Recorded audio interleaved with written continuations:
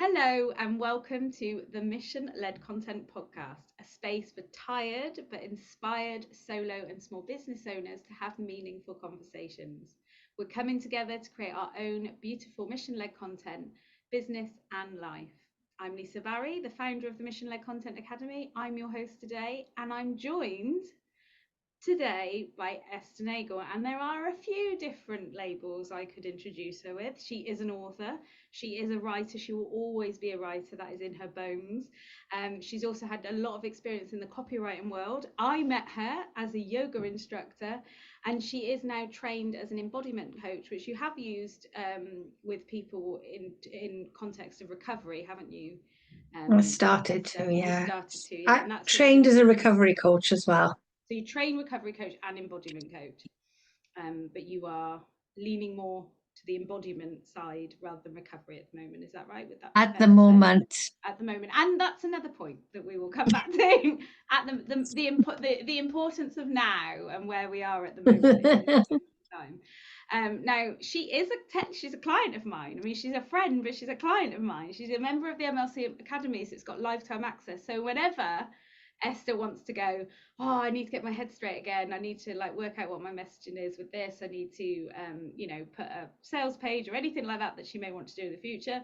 If she wants to do that in the future, she knows the doors are always open with the MLC Academy to come and do that in that space. But I've also been her client as well. She used to be one of my paid experts in that community, in copywriting and messaging, when I used to run big launches and have lots of people coming in at once, and I wouldn't be able to sort of manage it on my own. So she was, of course, one of the first people, because I knew we were totally aligned in how, she lives mission-led content principles. There's no doubt about that. We've known each other, I was trying to think this, 8 years, I think it is, because Rose was a baby. So I was thinking it must have been longer, because I can't imagine life without you, to be honest, Esther. No, I know. It's 8 years now. Yeah, this year, because she was her 9th birthday is in a month. So so she was young then when we met. And we met when you were a yoga instructor, because I came to your family yoga event that you were running, and you used to do family yoga, and I still have the yoga mat that you gave me that night. I helped you editing your book that you released about your own personal journey with recovery. And we've both just spent a lot of time in the online marketing space, haven't we? Over the years, both marketing ourselves and also working with other people. We've both done both those things. So it's when you've been in a position of working as part of teams on other people's machines, you're also able to see things from different perspectives. It's a completely different animal, really. The machine is, when it's your own, it feels very different, which can be good and bad depending on the time of your life and the context and the machine that you're part of. But yeah, we're having this really interesting conversation, and like many of the conversations I have with my clients, with my friends, I'm like, oh my gosh, this is what I say to my audience all the time. What is it you want your ideal client to know right now? And I was having this conversation with Esther. We were having a walking conversation. Oh, there's me doing this or that.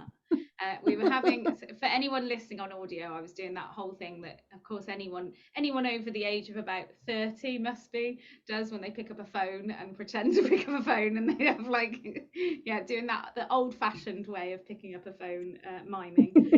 So we were walking, and we were on this walk. And we were talking, and I thought, oh my gosh, this conversation, I want to have this conversation on my podcast. I want other people to hear this, because it's so important, and I wish that somebody had spoken to me about this before. And I don't think, whether I would have listened, I don't know, because I think sometimes we have to arrive at a point where we're ready to hear different messages. But I used to talk about courageous visibility a lot. It was my tag. I had it on everything. I helped you to be courageously visible. And what we're going to talk about in today's episode is how that can be, how courageous visibility can be both a blessing and a curse.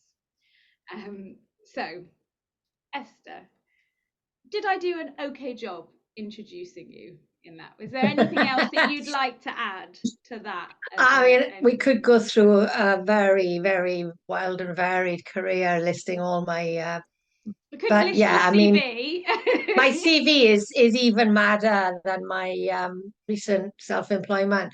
Um, We but should say that you are ADHD. That would oh explain yes, that would help to explain the varied career, which is why I really like being self-employed as well, because I have there's an ability of being able to follow your interest and go where your hyper focus is. And I yeah. think your CV would be tell me your ADHD without telling me your ADHD, and your CV would reflect that. You should see the list of houses I've lived in over my life as well. Yes. That's another one. I was actually saying to my daughter this morning, I said, she talked about where she sees home and where she feels home. And I thought to myself, crikey, my mum stayed put and I had the same house till I was 21, because she was staying put. As soon as I took my own life, I've been I've been in more houses and I've been in hot dinners. I can't seem Mm. to figure out maybe I need to go and buy back that house that I grew up in. Maybe that's the home. Maybe. Anyway, so so take me back then. We could go right back, but we're going to go back to. Oh, I want to paint this picture, and please correct me if I'm wrong. So Esther had you've done your skill set is writing, as in that's like something you just naturally do and you naturally do very well. And I would like you to verbally agree with me at this point and acknowledge that this is the truth. My inner critic would like to remind you that I don't always write very well, but yes, Nobody I. right. No, that's that. And Yes, that's but a that, very, very good point. yes. Your inner critic is right, but that also doesn't mean that you're not a good writer. Yes, no, I know. It took a long time of you telling me. And it wasn't just you. There were a few other people who kept saying, you're really good at this, don't you? And then I realized that I actually really like reading the stuff I'd written. Like, maybe I do know that Okay. I'm okay. That this then and yeah, no, I do know. I do know. I'm good Good. when I actually I, write. I'm glad we can agree on that. Yes. And so you, because of that, and because as a self-employed person, you are a single mother, you've got bills to pay, and like many self-employed people, you're like, well, I've got to make money. Like that's like a huge part of it. And using the skill, that's something that you find easy to do in some context, that you can, that is like a gift that you have, makes sense to use that as part of. See, that's when you were doing, and at one point and oh my god, the rabbit holes you went down with your knowledge, you learned everything there was to know about email marketing, am I right? You in fact, in my MLC Academy, you are the expert still, even though you've moved away from that. And then you would, on so many levels, that was working as in externally, but internally you felt like you wanted to go and work on the coaching side and the recovery side and the embodiment side, because that was where your Yeah. passion led. Can you explain to me like that process of going from, it still allowed you to write, and I think you still had writing clients, didn't you, that you were ticking you over. But can you explain that process of going from something that that you're good at and that you can do and you were able to do, to taking that step to follow something that felt a lot more personal to you? So yeah, I mean, I ended up being a copywriter because I wanted to be a writer.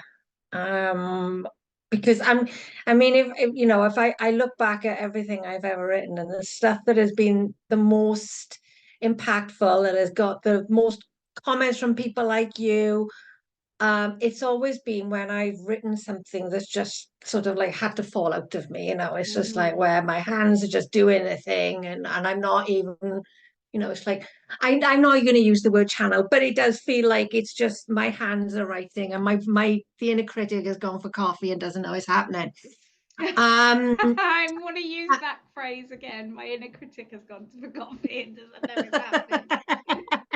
Brilliant. so yeah, I wanted to be a writer because I finally believed you and the other people who were telling me I was good at it. And also that you sort of told me that I was a copywriter.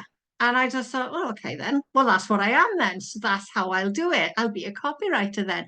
And I went into that thinking, well, Lisa's a copywriter. That's great because I love what Lisa writes. And, that's brilliant.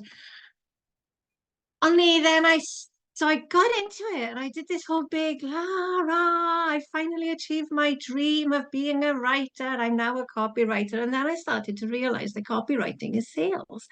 I hate sales. I get a real physical, like one of my first jobs when I was young was this horrible cold calling telesales job.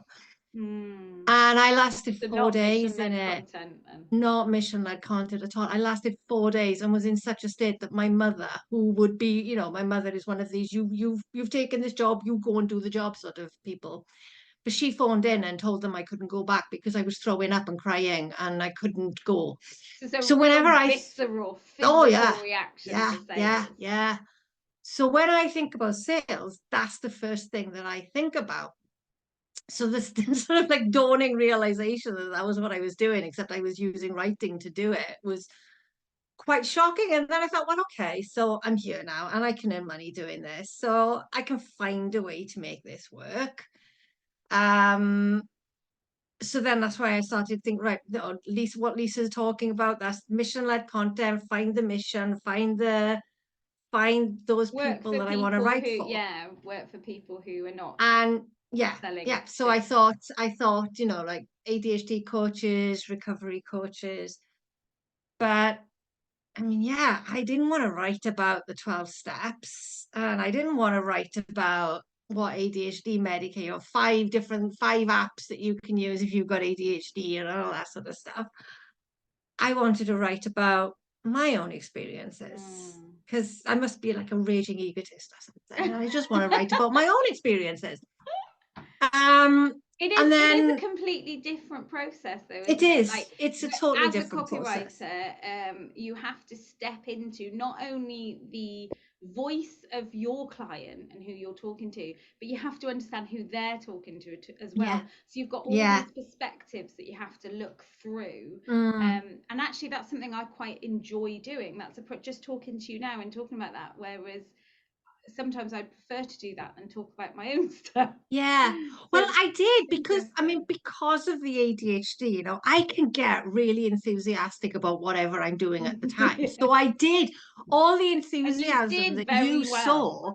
It Was was real real, because I yeah. was learning new things. I loved that learning about voice of customer. I loved all that because it did tap into my kind of core values of connection. And there is a degree of Empathy, creativity in it and the masses of yeah, creativity, yeah. yeah. um so it did tick a lot of boxes for me, but when my mum got ill then, Mm. and I found it really really hard to stay afloat when she was ill.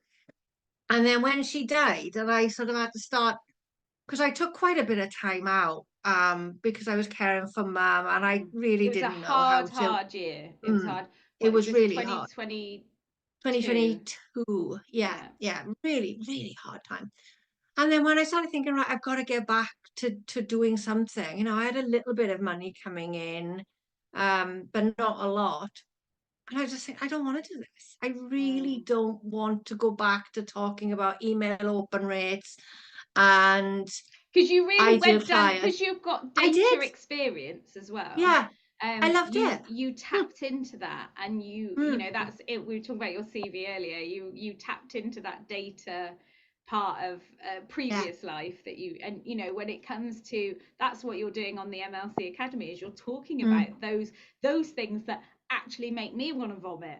You were like embracing, but you just, I think there's a really important thing. You had a life, caring for and saying goodbye to your mum.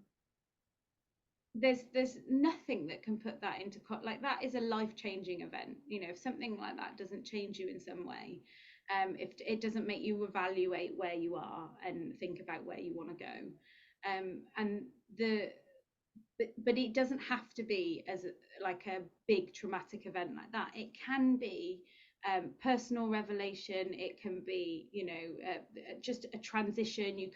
Your children might be moving to a different stage in their life that gives you a little bit more freedom, or maybe takes them away. There's also different things that happens in our life. And I think that we demonize in the self-employed world, we can demonize changing, because it's like, you've got to stick to things, you've got to stick to stick to the one thing, stick to the messaging, stick to this.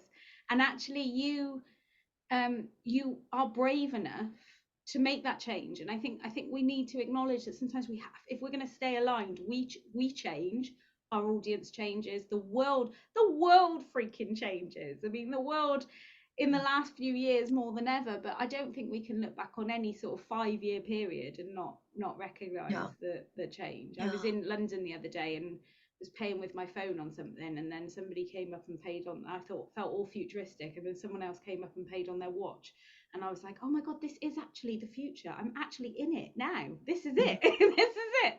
There's electric cars that sound like they're in the Jetsons, and everyone's paying with their phones. I am in the future. So time is always moving forward. So I think that's a really important point that I just want to remind people, that it's okay to make that change. You haven't got to keep doing something you don't love. As self-employed people, we get to choose. So you chose to shift. So I'd realized that I wanted to do the talking about recovery myself, and that there were a lot of things that on that, some context on why was I talking about recovery? So 10 years this year, I will be 10 years in recovery. I mean, this year I will be 10 years. That was this 10 years in recovery from I stopped drinking 10 years ago. I stopped smoking 10 years ago. I stopped smoking weed 10 years ago. I stopped taking drugs apart from my coffee, which is actually a mix of caffeine and decaf, because I don't you are very decaf. You are a decaf. You are very clean. I mean, now you've taken that to another level in terms of the food you put in. I know the last conversation we had, you said I have been you were seeking some comfort food, but in comparison with the level of comfort food I seek just to get through a day, I consider you a very clean living person. Yes, I think definitely. I think most people, yes, definitely. That's come from considering, I didn't know you 10 years. I met you, as we've already discussed. I met you while you were in recovery. So I've only ever known you as somebody who really thinks about what goes into their body and how they use their body, and is very mentally aware and physically aware of themselves. That's all I've ever known of you. And you've taught me a lot in the last 8 years, and made me think a lot. I mean, I'm still eating and drinking too much shit, but you make me I think about it when you do. That's all I can do. That's it. It's the first step, right? Exactly. So I thought about it for a really long time before I got to where I am. And that 10-year journey, when you first decided not, because I've edited your book, so I know your story intimately, and that whole idea of like when you woke up with that hangover and you were like, I'm just done feeling, I just don't want to drink right now. And it wasn't ever like, that's it, I'm going to quit forever, I'm never, at that point it was just like, I don't want to do this to myself right now. And at that point, imagine how the choices you've made that have led you to the health journey that you've been on, you wouldn't have been able to imagine it. If that version of me on the 12th of October laying there with that hangover, I thought for a second that I'd still be not drinking 10 years in the future, I wouldn't have done it. Or like non-processed food, vegan, no processed food, running. Like, who am I? Who is that person? But like I said, this is the only Esther I've ever known, and I love her. I'm sure I'd have loved the other one as well. I think that we'd have had a very different sort of friendship. I'm sure it would have involved lots of getting very drunk together. I can't do that even with my friends. I'm such a bad drunk these days. I give it a go, but I'm not that good at it anymore. Okay, so you made that transition and you went and you wanted to take proper training in it, didn't you? So you wanted to make sure that you were properly, because anyone can Mm, call themselves a coach, right? yeah, And you wanted to make sure that you had the training behind you that back that up, that then yeah. would allow you to do that. And that was a journey in itself, wasn't it? Yeah, yeah. So I mean, the first half of last year, like 3 months after my mother died, I threw myself into such a lot of training with the Recovery Coach Academy for the recovery coaching, and I was doing the embodiment training at the same time. And then I also started doing meditation teacher training as well. Could you So tell for within, anyone who's not sure what embodiment? Because I think recovery coaching, meditation training, people, I think a lot of my audience would know embodiment, but just for anyone that doesn't, um, so embodiment coaches, so it's basically it's about like, we experience the world as the body. We live in a society that tells us that everything worth worrying about is up here, but actually all of your emotional responses, all of your everything that you are is actually contained in the whole of the body. mm, Um, like stress, for example, which is a really, very common in your audience and the world at large. Stress, it's in the body, it's not a mental thing. It's a body yeah, experience. and we So, know that if anyone stops and thinks like, where do you yeah, feel stress?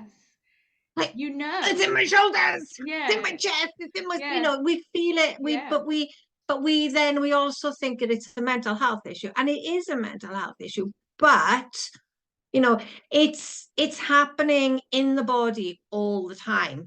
It's only when it reaches crisis point that the brain kind of goes, okay, you're stressed. Or the conscious brain, it's happening all the time. If you think about the fact that I can't remember how many messages it is that we're getting, but we're getting all these signals all the time. The body is picking up on like visual cues, things in the atmosphere, changes in temperature all the time. And then the brain is filtering all that. So the mm, body knows what's going on far more than the brain does. And yeah. so you could be in a state of stress all day long, and you don't realize that you're stressed until your kid slams the door a little bit too loud and you explode. And it's What? just that the I think stress has been were piling you and in my piling and house piling. this morning? I was in my house yesterday. Um, the stress piles and piles and piles, and we don't notice it. You don't notice your shoulders creeping up. You don't Mm, notice that you're not breathing. You don't notice that your belly is churning. Don't notice that your jaw is tight. yeah. All of these bodily signals that will warn you that you're stressed, for example, and you don't notice until your brain finally Unless tells you you. learn to listen. But embodiment training, that's it. You just learn to pay attention. You learn to check in with your body. You learn to actually, and then with coaching through embodiment, you can actually, right? So how do you want to feel? Do you want to feel more in control? Do you want to feel more stronger? And how does that feel in the body? So you can look at how you're holding your body. Like if I'm like this and I'm saying I want to feel really relaxed, well, that's not She, going to for happen. anybody listening on audio, Oh, yeah, lifting your Esther's shoulders. lifted Like her if I, shoulders, her neck's disappeared. Although I yeah, can't see her yeah. neck in that gorgeous jumper that she's wearing. So what does so what does Mm, stress look like? Stress to me looks like that with my shoulders up around my ears. What does relaxation look like? It looks like, and it feels like my shoulders are down. So you can start to notice like, okay, if I drop my shoulders, that feels more relaxed. So then you start like I still do it. My friend who massages me will tell you my shoulders are like rocks. But I'm noticing it now when I notice now and I notice Well, and I you've got drop my years shoulders of when them I being like that as well, haven't you? yeah, You've got a lot of years, stress. Yeah, years and yeah. years of Learned tension. And behavior she's within trying those to muscles. she's trying to massage them out now. But the more you can become so embodiment, and there's all different ways that you can become more embodied, but the embodiment coaching is about helping people to inhabit the body and to be more aware of the body and to see themselves as a body. You know, Mark Walsh, who teaches the embodiment coaching, he said, I think it comes from somebody else, but he talks about the body isn't just a taxi for the brain. You know, that we treat it like we're We just do, carrying our yeah. brains around, but actually I love the that expression. brain is informed by the body. Yeah, And it's so one. we all It's do one holistic machine that's working Mm, in harmony with each other, or not in harmony, as yes. sometimes the case Yes. may be. So just hearing you talk about that passion, you've still got that passion, you've still got that knowledge, you're still, you know, and you're still, excuse the pun, but you're still embodying it, you're still thinking Mm. about it, you're still conscious and aware of it within your own body. But I want to, so you did this training, and I'm going back to sort of middle of last year, and honestly, you were from the outside on fire. You were on fire in a good way. Just to Nice. clarify, or maybe that's the point. Maybe the fire, maybe the flames had multi-purpose, but you were, as you know, messaging wise, as a content marketer, I remember talking to you about because you were going to gigs, and you were having every weekend you were going somewhere, you were packing your life with so much fun. And I get there were certain things, you know, you'd been caring for your mother previously. Your mother, you've got this sense of like, I've got to live. Mm. What did that piece feel like when you were going, or did it feel like at the time with this, like wanting to So experience? what I was telling myself all the way through last year was me and Marcus, my now 14-year-old, had a really shitty year in 2022. And I mean, my experience of 2022, my personal experience of it had been really hard because of mum, you know, caring for her, watching her decline, saying goodbye, the funeral, dealing with probate, all of the stuff, All of the as stuff. well as various other personal stuff that was going on as well. And Marcus very much came second to my mum, always. And it wasn't intentional, but you know, I Needs must. had to go to her when He's she quite low needed. need. He could come across as quite chilled in sense of like, he can, am I wrong? Like, Yeah, chill, yes. okay, he could come, he could easily take that back seat knowing that you need to be doing Mm, other things. He's not going to be yes. sitting there having a tantrum that you're not giving him attention. No, no. Yeah, Marcus is very, very content on his own. So I mean he yeah. was fine, but I was very conscious of the you know, whatever grandma needs must come first Mm. kind of messaging that he was getting. So last year I was making a good year for us, and I was making lots of positive memories, and I was proving to myself and the world that I was still having fun and that life was still good and that I was still enjoying being sober. And yeah. And from a content point of view, when you were talking about recovery coaching and you were doing embodiment coaching, it was especially when you were going to gigs and going to places that people associate with alcohol, and you're there dancing the night away, having the absolute time of your life, like from what we could see externally. And I'm sure in many ways, it's not like these experiences weren't fun at all. That's Oh not no, where I this was is having a going. lot You of were fun. going Yeah, to having a yeah. lot of fun, yeah. Mm. And there was a lot of, so from a messaging point of view, I remember talking to you and being like, just keep writing about this stuff, like you're doing it, just keep sharing it and people can see, like you're reframing what being sober looks like. Because a lot of people think, well, if I'm sober I can't, you know, what do I do if I can't do that anymore? I can't go down the pub, I can't meet those people, I can't meet the, and you were showing, and it, you know, really messaging wise, it was mission-led content to a T, because you were really demonstrating how what that your ideal client needed to know in that moment, that there was life after alcohol. And Yeah. that was the messaging that you were given, and so from a content point of view, it aligned perfectly. from a business and messaging point of view, it aligned perfectly. But the problem, and this is where it comes back to this idea of the dangers of courageous visibility, because what happened then is your identity and your own personal journey becomes so wrapped up in a marketing message that if you are, to stay authentic, that word, and to stay aligned means that you've got no space within there to stop. And when you're relying on that marketing message to bring you clients to pay the bills, and there is never an off switch, there is never a there's always more you could do, there's always another reel you could create, there's always another post you could put out, there's always another gig you could go to, there's always more. And so you're always filling your time and your space with more. Or if you're not, you think, oh, I could do that, I should do that, I should do that. So you're trying to find the safety, you're seeking safety in the action. That's something that I've been talking to one of my other clients, Kate Brassington, about this idea of seeking, where we seek safety from. And in that moment, you were seeking safety from the doing, from the action. And it was wrapped up in your marketing message, and you were courageously visible, and it was beautiful to see. But what did that start? What did you tell me about that piece now, when you started to unravel what was actually happening for you in that moment?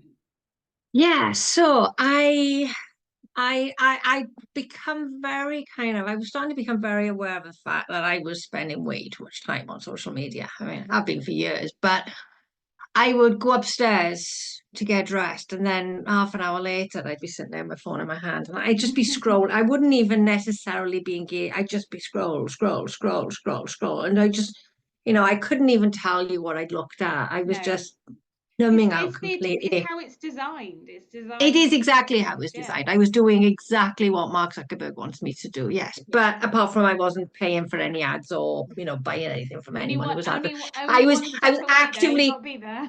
yeah, I was actively hiding all the ads as much as I possibly could.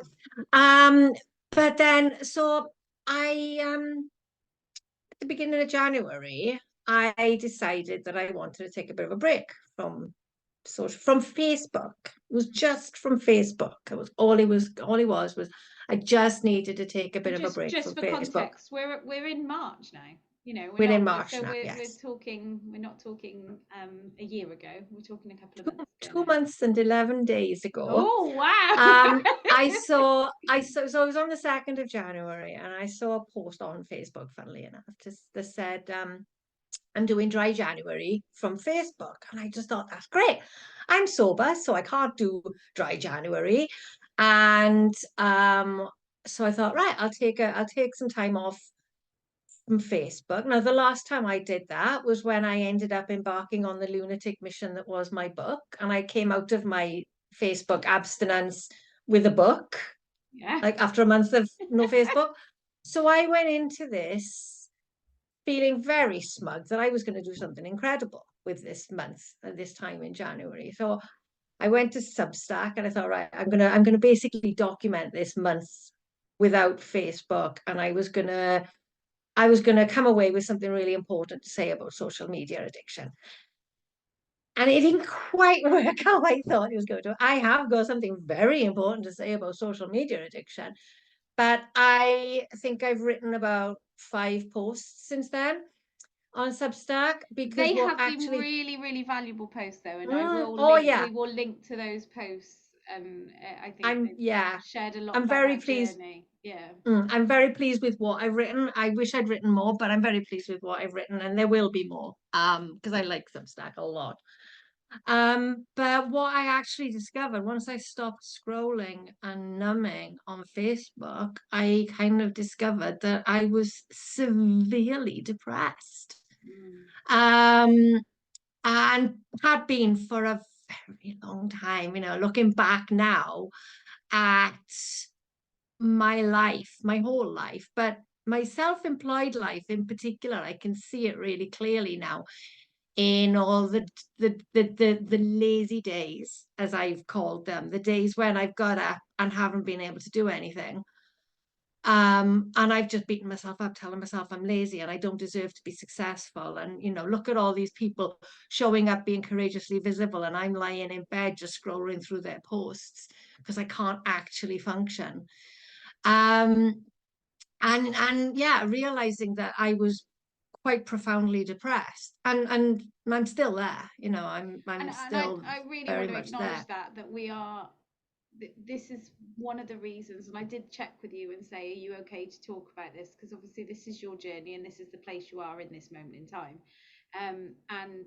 But one of the key messages that I want people to hear is this whole idea of like things being like linear anyway. Like there's this like, oh, you're depressed and then you move on, and then you get help, you get medication, you get the support you need, whatever it is that you need to move on, and then you move on and you get better, and then it's like this like simple step process, and that's not life.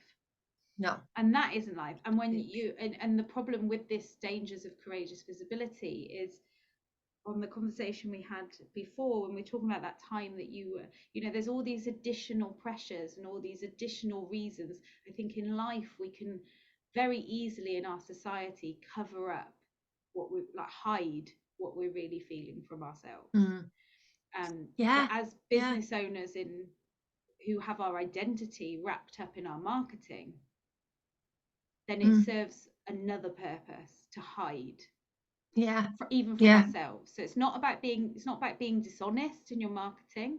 It's not about that, but it's about the fact that we hide it from ourselves because it's too complicated to unravel.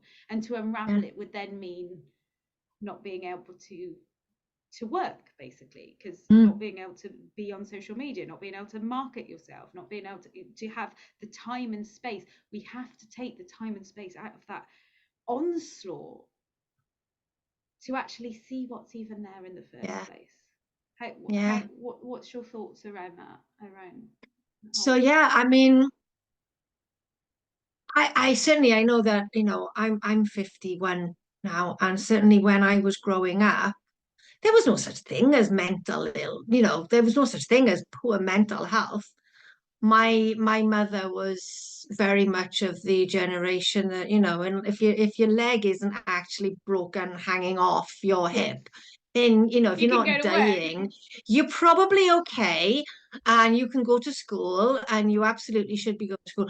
I was talking to my friend the other week about she said something about how she used to pretend to be ill. Now, I came quite close to having my appendix removed when I was a kid because I was pretending that I had really bad stomach pain because I didn't want to go to school because I really hated school. And my And you had teacher to go to scared that me, and the extreme. classmates scared me, and everything about school frightened me and upset me. And that now. My grandfather, I think it was, pointed out, it's every Tuesday. How come she's always ill on a Tuesday? Now that now would ring alarm on a Tuesday that you're trying to avoid, or what happens on a Monday that makes you too scared to go back the next day. Now you'd ask questions about it. But that was when my mum cottoned on to the fact that I was bullshitting, I just had to go to school. you Yeah, know. yeah. And so I You were wasn't, naughty. and when yeah, I was naughty. And when I was in my early 20s, and I mean, I had set fire to my life quite spectacularly, and I was in a terrible state. It was just at the start of my addiction years, and I went to a doctor to ask for some help. I mean, I needed a sick paper for benefits, and I needed some help desperately. And I still remember him telling me, there's nothing wrong with you. You just need a job. And I had just burnt my whole life to the ground. Wow. And I desperately needed help. That was You were reaching probably out. the depression started there. Yeah. And it got buried very deeply there under Because you were told gallons of it's not alcohol. valid, and you were also Mm, told it wasn't valid. yes, yes. So, being self-employed, being a business owner now, I'm still carrying that, like if you're not working, then you're not doing it right and there's something wrong. And if being a recovery coach, if you're being a recovery coach and you actually can't get out of bed, because you're in such a mess that you can't get out of bed, or you get out of bed and you're back there again within an hour. Who on earth do I think I am to be a recovery? And it's still Yeah, there, still even there. though I'm seeing through the bullshit that I've been telling myself. It's It's still still there. there because it takes Mm, time, because you have to be able to sit, because you've been internalizing those messages as a truth rather than being able to actually address them and deal with them yeah, and deconstruct where that's coming from. yeah, And because you're in that perpetual state of busy, which is a real danger to all self-employed people. And it was like listening to you. This is what I wanted this conversation to be had here, because I think so many people on that journey that take a different path to you. It's everybody's journey is different. Everybody's experiences are different, but this perpetual busyness, which I'm not saying I have the answer for, because when you've got to pay the bills, you've got to pay the bills. And sometimes you've got, you find that energy to do the big launches, or to get those clients that allow you to make the money you need to physically make. I'm not talking six figures here. I'm talking about, getting food on the table for your kids. I'm talking about the things that a lot of people, not the things you see on those big adverts and the misleading stuff you see. I'm talking about the general bit bread and butter people who who need who need an income. And so you've got that perpetual busyness from society, that idea of, I think I had this framework of understanding that I actually have like almost like a burnout mindset, as it like I'm living in like this perpetual low key burnout all the time, because I'm constantly feeling like if I'm not working, then yeah. I'm not valuable. I have to be being busy to be valuable. I think that we all are, because There's that's what a less capitalism of, tells us. Our value exactly. is, you talk about, I was thinking about this the other day, where they talk about rich people, celebrities, and that, how much are they worth? And it's monetary value. Mm. Your worth in Everybody's got a society value. is how much money you have, how much money you earn, how much money you create, how much money you pay. We Everything. are judged as having value only in monetary terms. Mm. And that sucks, because we're not money. We are not money. And our time, that comes to that phrase, time is money, isn't it? And in so many ways in the society that we live, time has been monetized. When you're physically a freelancer, which is how both of us as a copywriter, you are in many ways a freelancer, your time is literally money. Yeah, And it yeah. is like a PAYE job where you're literally giving your time in exchange for money. And so that whole time wrapping in with money, wrapping in with value, um, and then adding the layer of this messaging that I was given out about courageous visibility. And I think one of the reasons I wanted to start early on in this podcast journey by putting this out there is for all those people that have followed me for a while. I've got a different message now. And Esther has been on with me on this whole journey. You've been in this space the whole time I've been in the space. Um, and we've both evolved, we've both changed. And I would love people who are listening to this to know that it's okay that you evolve and that you change.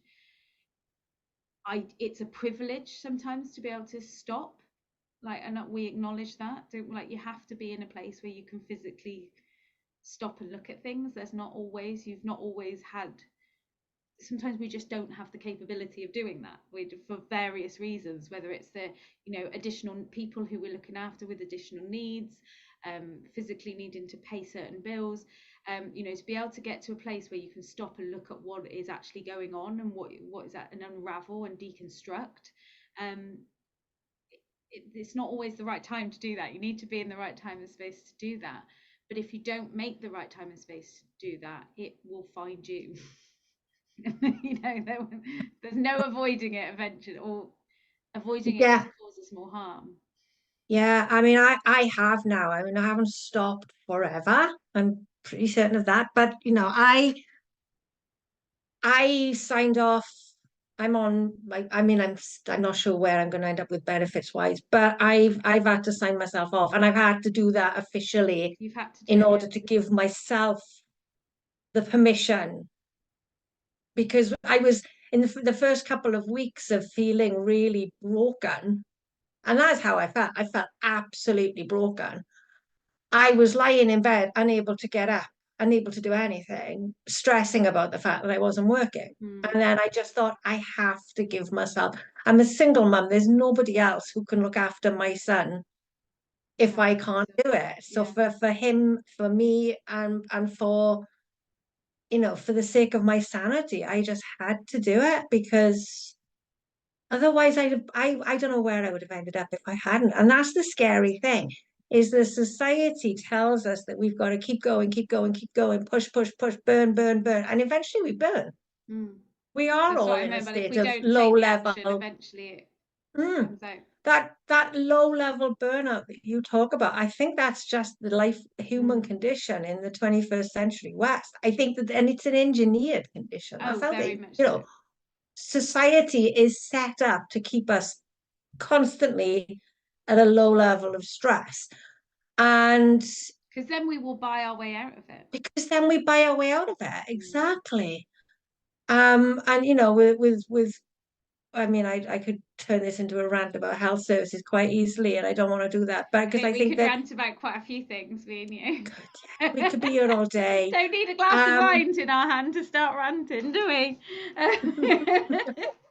I think two things that I want to say at this juncture, because I know we're finishing on time because you're going swimming, doing something excellent. I would like to just add in for my own ego that I went for a walk, but it turned into a run earlier. So can we just, I think I need a little bit of a pat on Well the back done, on you. that. Amazing. Thank you. I'm going to take that praise that I initiated myself. But I want to thank you for coming here today, because unlike most podcasts and spaces that I see, I want to have honest conversations with people here.